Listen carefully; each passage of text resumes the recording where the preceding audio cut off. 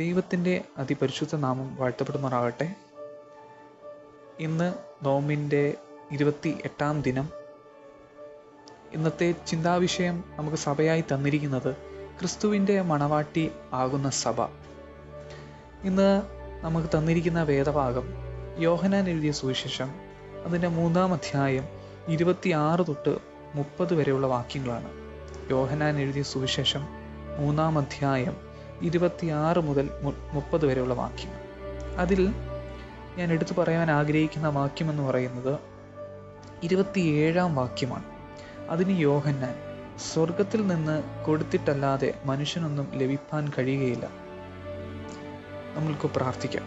സ്വർഗസ്നായ പിതാവേ, ഇന്ന് ഞങ്ങൾ ഈ വചനം കേൾക്കുന്ന കർത്താവെ, ഓരോ കുട്ടികളെ ഓർത്ത് പ്രാർത്ഥിക്കുന്നു. കർത്താവെ, ഓരോ വ്യക്തികളെ ഓർത്ത് പ്രാർത്ഥിക്കുന്നു.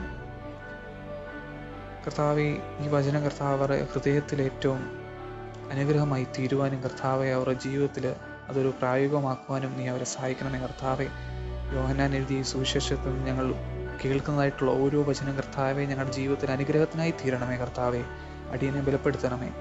എല്ലാം ഏവം വരുന്ന യേശുവിൻ നാമത്തിൽ തന്നെ, ആമേൻ.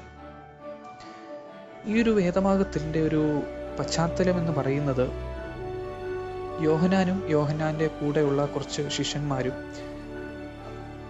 സ്നാനം കഴിപ്പിച്ചുകൊണ്ടിരിക്കുമ്പോൾ പെട്ടെന്ന് വന്ന് യോഹന്നാൻ്റെ ഒരു ശിഷ്യൻ പറയുകയാണ്, അതായത് ക്രിസ്തു അവിടെ സ്നാനം കഴിപ്പിച്ചുകൊണ്ടിരിക്കുന്ന ആൾക്കാരെ എന്ന് യോഹന്നാനോട് വന്ന് പറയാം. അതിന് യോഹന്നാൻ കൊടുക്കുന്ന ഒരു മറുപടിയാണ് ഈ ഒരു വാക്യം എന്ന് പറയുന്നത്. അതായത് യോഹന്നാൻ പറയുകയാണ്, സ്വർഗത്തിൽ നിന്ന് കൊടുത്തിട്ടല്ലാതെ മനുഷ്യനൊന്നും ലഭിക്കാൻ കഴിയില്ല. അതിൻ്റെ അടുത്ത വാക്യവും വ്യക്തമാക്കുന്നുണ്ട്, ഞാൻ ക്രിസ്തു അല്ല, അവന് മുമ്പായി അയക്കപ്പെട്ടവൻ എത്ര എന്ന് ഞാൻ പറഞ്ഞതിന് നിങ്ങൾ തന്നെ എനിക്ക് സാക്ഷികളാകുന്നു. ഇവിടെ വ്യക്തമായിട്ടൊരു കാര്യം പറയുകയാണ്. അതായത് 2 പോയിന്റുകളാണ് ഞാൻ ഈ ഒരു അധ്യായത്തിൽ കൂടെ പറയുവാൻ ആഗ്രഹിക്കുന്നത്. ഒന്ന്, ഏക ദൈവം എന്ന് പറയുന്നൊരു പോയിന്റ്. എന്താണ് ഏക ദൈവം? ഇവിടെ പറയുന്നുണ്ട്, അതായത് മനുഷ്യൻ്റെ മേൽ യോഹന്നാൻ പറയാണ്, എനിക്ക് മനുഷ്യൻ്റെ മേൽ അധികാരമില്ല, എനിക്ക് ആരുടെ മേലും അധികാരമില്ല. അധികാരമുള്ള ഏക ഒരു വ്യക്തി എന്ന് പറയുന്നത് അത് ദൈവത്തിന് മാത്രമാണ്. ഞാൻ ദൈവം ഈ ലോകത്തിലേക്ക് അയച്ച ഒരു വ്യക്തി എന്ന് മാത്രമേ ഉള്ളൂ, ഒരു മനുഷ്യ ജീവി എന്ന് മാത്രമാണ്. എനിക്ക് മനുഷ്യൻ്റെ മേൽ അധികാരമില്ല. എല്ലാം അധികാരമുള്ളത് ദൈവത്തിന് മാത്രമാണ്. അവന് മാത്രമാണ് ഒരു മനുഷ്യൻ്റെ വിധി തീരുമാനിക്കുവാൻ കഴിയുന്നത്. ഓരോ വ്യക്തികളിലും അത് മനുഷ്യൻ, മൃഗമായിക്കോട്ടെ, ഭൂമിയിലെ ജലമായിക്കോട്ടെ, ഭൂമിയിലെ പ്രകൃതി ആയിക്കോട്ടെ, എല്ലാത്തിന്മേലും അവകാശവും അധികാരവും എല്ലാത്തിന്മേലൊരു കൈയുള്ളത് ക്രിസ്തുവിലാണ്. ദൈവത്തിനാണ് എല്ലാത്തിന്മേലൊരു അധികാരമുള്ളത്. അപ്പോൾ ഇവിടെ ഏക ഒരു ദൈവത്തെക്കുറിച്ചാണ് പറയുന്നത്. എനിക്കിതിൽ അവകാശമില്ല. മനുഷ്യനായ നമുക്ക് ഈ ഭൂമിയിൽ ഒന്നിൻ്റെ മേൽ അവകാശമില്ല.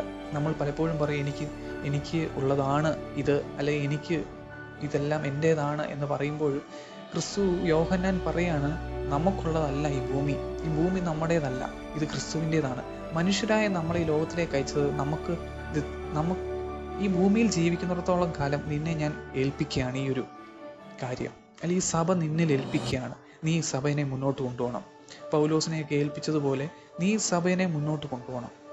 ക്രിസ്തുവിൻ്റെ സുവിശേഷം നീ ലോകമെമ്പാടും അറിയിക്കണമെന്ന് പറഞ്ഞുകൊണ്ടാണ് മനുഷ്യപുത്രനായ സ്വന്തം പുത്രനെ ഈ ലോകത്തിലേക്ക് അയച്ചത്. പുത്രനായ യേശു മരിക്കാൻ കാരണം തന്നെ ഈ ഭൂമിക്ക് വേണ്ടി കൊടുക്കുകയാണ് പിതാവായ ദൈവം ചെയ്തത്. അപ്പോൾ ഇവിടെ കാണിക്കുന്ന ഏക ഒരു ദൈവത്തെക്കുറിച്ചാണ്, എല്ലാത്തിന്മേൽ അധികാരമുള്ള ഏക ഒരു ദൈവം. രണ്ടാമത്തെ ഒരു ചെറിയ പോയിന്റ് എന്ന് പറയുന്നത്, ക്രിസ്തു ഇല്ലാത്തവൻ ശൂന്യൻ എന്ന് പറയുന്നത് പോലെ, ക്രിസ്തു വിശ്വാസി ഇല്ലാത്തവൻ ശൂന്യൻ, ക്രിസ്തു ഉള്ളില്ലാത്തവൻ ശൂന്യൻ എന്ന് പറയും. രണ്ടാമത്തെ പോയിന്റ് അതാണ് ഞാൻ പറയാൻ ആഗ്രഹിക്കുന്നത്. നമ്മളിൽ ക്രിസ്തു ഇല്ല എങ്കിൽ നമുക്ക് എങ്ങനെയാണ് നമ്മളൊരു ക്രിസ്തു വിശ്വാസി എന്ന് പറയുന്നത്? ഇവിടെ ഒരു അധ്യായത്തിൽ പറയുന്നുണ്ട്, അതായത് മണവാട്ടി ഉള്ളവൻ മണവാളൻ ആകുന്നു എന്ന് പറയുന്നൊരു പോയിന്റ് ഇവിടെ പറയുന്നുണ്ട്. അതെന്ന് പറയുന്നത് ക്രിസ്തു നമ്മളിൽ, അത് ഇൻഡയറക്റ്റായിട്ട് പറയുന്നത്, ക്രിസ്തു നമ്മളിൽ ഇല്ല എങ്കിൽ നമുക്കെങ്ങനെയാണ് നമ്മളൊരു യഥാർത്ഥ ക്രിസ്ത്യാനി എന്ന് നമുക്ക് സ്വയം പറയുവാൻ സാധിക്കുന്നത്? ക്രിസ്തു ഇല്ലാത്തവന് ഒരു മരിച്ച ശവത്തിന് തുല്യമെന്ന് പറയുന്നത് പോലെ നമ്മളിൽ ക്രിസ്തു വസിക്കുവാൻ വേണ്ടി നമ്മൾ എന്തൊക്കെ ചെയ്യണം? ഈ നോമ്പ് സമയത്ത് പ്രാർത്ഥന, ദൈവത്തോട് അപേക്ഷിക്കാം, ദൈവമേ, ഈ നോമ്പ് കാലമാണ്, നിന്നിൽ ആശ്രയിക്കുവാൻ എന്നെ സഹായിക്കണമേ. എനിക്ക് വേണ്ട ബുദ്ധിയും ജ്ഞാനവും നീ തരണമേ. നിന്നിൽ നിന്ന് അകന്നു പോകാൻ ഒരിക്കലും ഇടവരുത്തരുതേ. നീ എന്നിൽ വസിക്കണമേ എന്ന് നമുക്ക് പ്രാർത്ഥിക്കുവാൻ സാധിക്കണം. ഈ കൊച്ചു 2 പോയിന്റുകളാണ് ഞാൻ പറയുവാൻ ആഗ്രഹിച്ചത്.